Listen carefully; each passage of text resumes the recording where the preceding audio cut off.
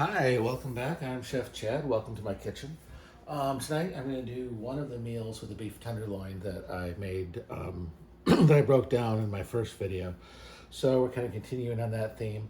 I've got a side dish. I believe all dishes should have a starch, which is going to be some crushed potatoes. I put 4 russet potatoes in the microwave for 9 minutes. Let them cool down. I smashed them a little bit with a pan, put some olive oil, garlic salt on them, and put them in the oven at 375 degrees for about 25 minutes. So that's going to be our starch. The corn obviously will be our vegetable. And then I'm making the beef tournedos that I'm going to do a rhubarb glaze on. So the glaze starts with 3 tablespoons of steak sauce. You could use A1. I actually made Sean Brock's steak sauce from his Heritage cookbook. It's fantastic. It makes about 2 pints. You can can it, freeze it, whatever you want. Technically, actually, I found that it lasts in the refrigerator forever, or it is used up before it goes bad. So I highly recommend that. A little bit of Heinz ketchup, a little bit of lemon juice, and then the recipe I found online called for orange marmalade. I didn't have that, but I did have some homemade rhubarb jam, so I put some of that in there. I put a little bit of tomatoes, a little bit of onions in there. I generally use Vidalia onions. And then I'm just going to do some crushed or minced or pressed, however you want to call this, garlic. I'm using this. I don't always use this. Sometimes I prefer the chopped garlic. But I'm putting that in there just because it's small enough. The onions give us a little bit of chunks once this simmers. This needs to simmer for about 30 minutes or so. So I'm going to let that cook. We're going to come back shortly. But I'm going to let that go for a little while. We'll come back, like I said, in about 30 minutes. We'll sear our beef tournedos. We'll glaze them a little bit, and then I'll show you the completed plate. So I'll be right back. All right, so we are back. The corn I've had on low, but I'm going to turn it up a little bit high because I'm going to start cooking that a little bit. I want that to be ready when everything else is ready. My sauce has been boiling. The onions have gotten a little bit softer, so I'm a little bit excited about this. I sampled a little bit. Quality control, it has been very good.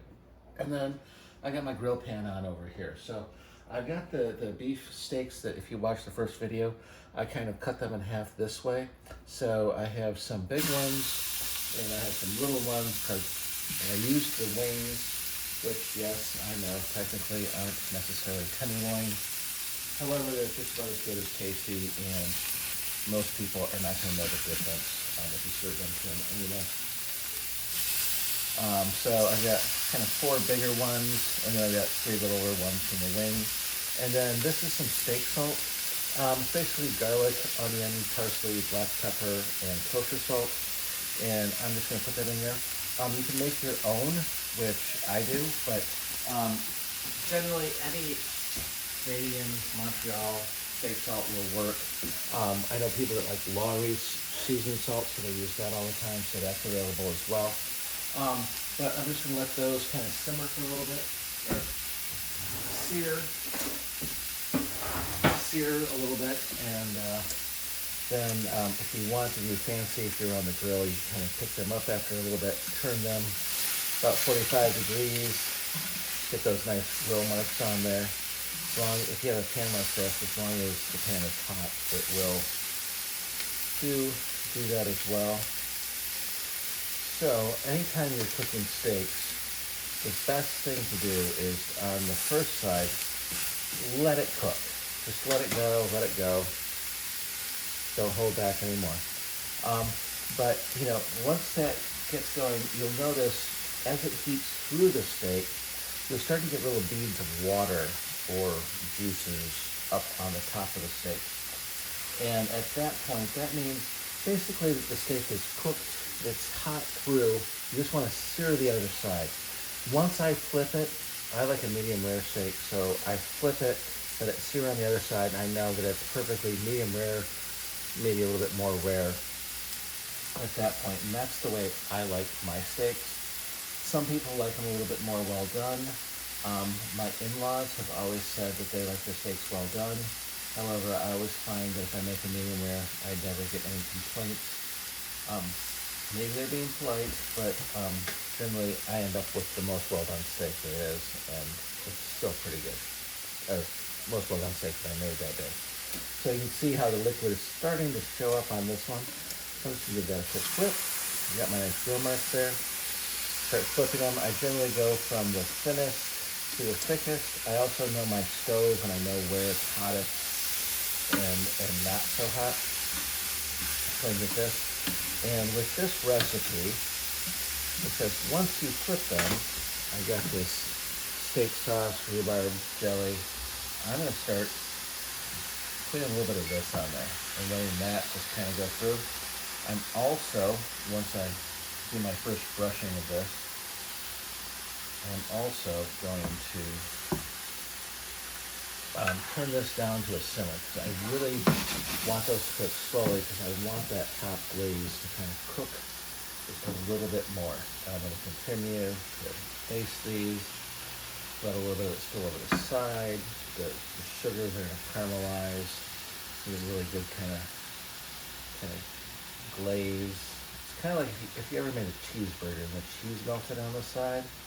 That's kind of what I'm looking for here, and I want these to have this really, really good flavor on the outside. So this is starting to melt. You kind of flip that a little bit. If you're a little nervous about flipping things like this, the best thing to do, get a piece of toast or a piece of bread, put it in the pan, try to flip that. Get practicing with that. You get the little wrist action that goes there. My potatoes are just about done. They really only had to be crisped on the outside and heated through because I did them in the microwave earlier. So I'm gonna let these continue. And I'm gonna give the beef maybe about another minute and we'll see how that goes. Turn off the oven. And then I'm gonna do a quick plating for you so you can see how this would look on a plate. What I did earlier is I just took a piece of a portobello mushroom. I kind of did a quick grill on it. It's just going to be a garnish. It's just to look fancy. I don't always do this for my kids, but you know, whoever gets the show plate, it's all the fancy stuff. So these are doing quite well. I'll let them kind of get some of the glaze on the bottom. And I think those are about good. So now all I gotta do is grab my plate. My corn has been boiling, which means it's done. The corn was from last summer. I ended up getting an extra large amount of it. So I'm using that as I cut it off the cobs and froze it. So here is some potatoes. I put a little bit of corn on the plate. I'm going to brush it with a little extra glaze. And then put my fancy mushroom on top, as well as a little parsley. And there we have a glazed beef tournedos with corn off the cob and crispy crushed potatoes. So I hope you try this at home and I hope you enjoy. Thanks for coming to my kitchen.